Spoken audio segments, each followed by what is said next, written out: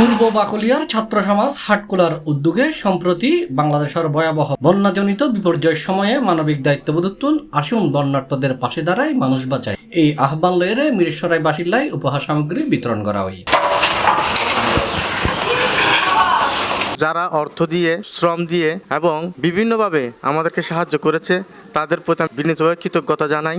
তাদের কারণে আজকে আমরা প্রায় এটা সহ 3-4টা আমরা প্রোগ্রাম করতে পারতেছি। আমাদের অসাম্প্রদায়িক বাংলাদেশে যেই ধর্ম হোক না কেন, কিন্তু বিপদের সময় আমরা একই ছত্রছায়ার মধ্যে চলে আসি। আলহামদুলিল্লাহ, এটা আমরা অতীতেও করেছি, বর্তমানে করছি এবং ভবিষ্যতে আমাদের এই ধারাটা অব্যাহত থাকবে।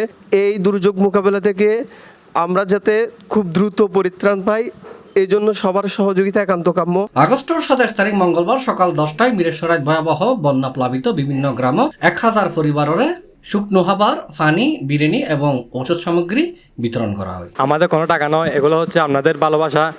এগুলো দিয়ে আমরা বন্যা কবলিত এলাকায় মালগুলো পৌঁছে দেওয়ার জন্য আমরা কাজ করতেছি। সকল শ্রেণীর মানুষেরা আমাদের এই বন্যার্থীদের জন্য সাহায্য করতেছে।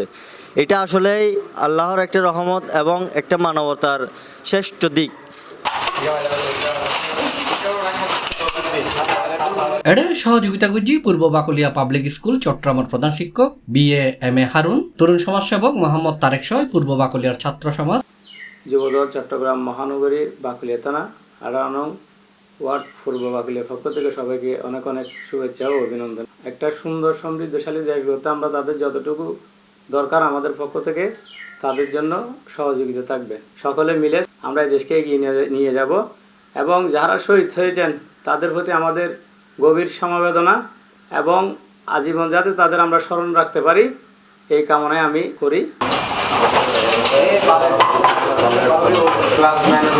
ছাত্র সমাজের আগর মতো এবারও তো সহযোগিতা করছি 18 নম্বর ওয়ার্ড যুবদল নেতা মোহাম্মদ ফরিদ।